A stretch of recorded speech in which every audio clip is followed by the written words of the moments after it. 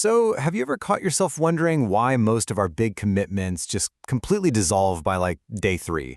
Or why those super ambitious workout routines or trading goals totally collapse by day 10? Well, in today's explainer, we're pulling back the curtain on the immense, honestly heavy weight of the 50-day milestone. Look, this isn't just about crossing days off a calendar. This is a crucible. It's the exact place where true habit and deep identity are actually forged. And right off the bat, there's this foundational warning we really have to keep in mind for this entire journey. Information consumed without identity build is the most expensive kind of learning available. I want you to really think about that for a second. If you're out there making the exact same decisions today as you were on day 1, then this whole process, it's just been a costly illusion. You haven't built a new identity, you've really just entertained yourself with new data.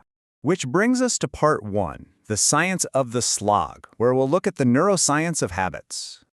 All right, let's completely shatter a massive misconception right now. For decades, pop psychology has basically preached that it takes just 21 days to form a habit. Well, it turns out that 21-day myth was essentially a giant game of telephone gone wrong. It was literally based on a misinterpretation of a plastic surgeon's observations way back in the 1960s. Crazy, right?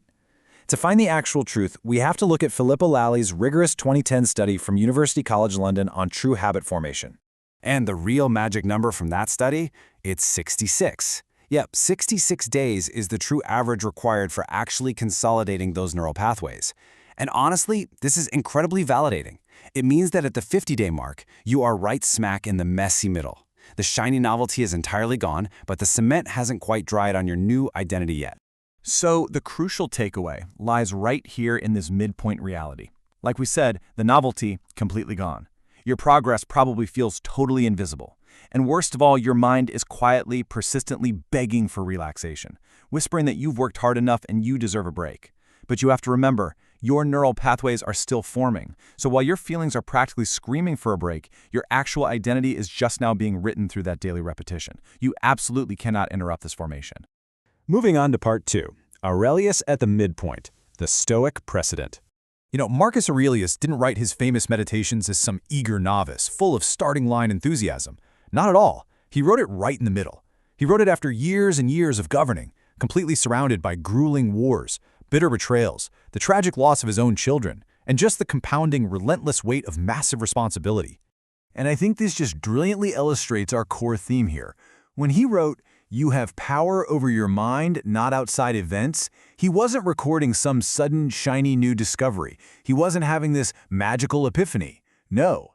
He was quietly, privately reminding himself that the original principles still applied, exactly when the excitement had completely died. Because hitting the midpoint does not graduate you from the basics. Actually, it's the ultimate test of them.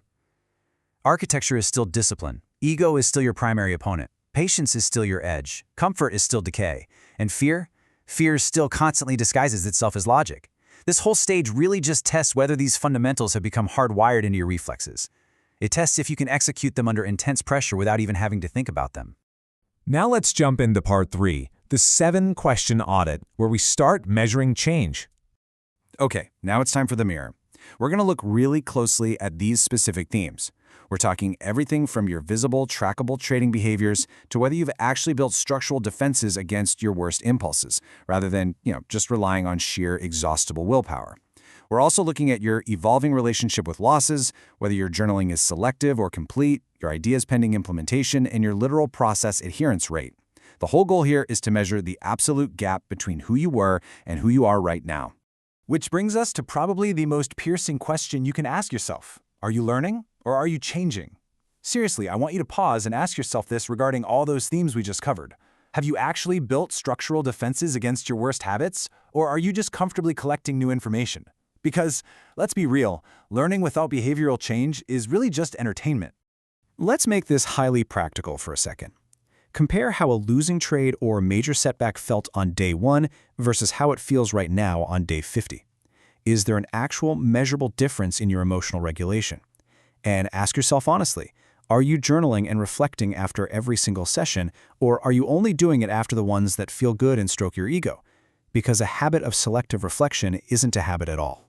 And here is exactly why all this relentless self-reflection matters so much. Identity return is the only return that reliably compounds into financial return. Think of it this way. If you can summarize who you are as a trader, or whatever professional you are, today, in one specific behavioral sentence, the distance between that sentence and who you were on day one, that is your identity return.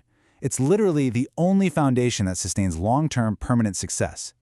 All right, wrapping things up with part 4, the work ahead, the next 50 days. I want you to look inward for a moment and ask yourself, out of all the honest questions we just covered during that audit, which question did you instinctively resist? Which one did your mind try to quickly skip past because the answer was just, a little too uncomfortable to admit to yourself?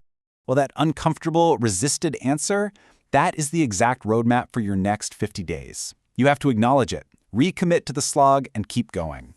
So I'm going to leave you with this final thought to carry with you as we close out this explainer.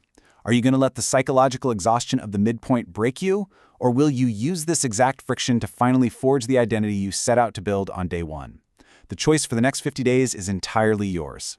Keep going.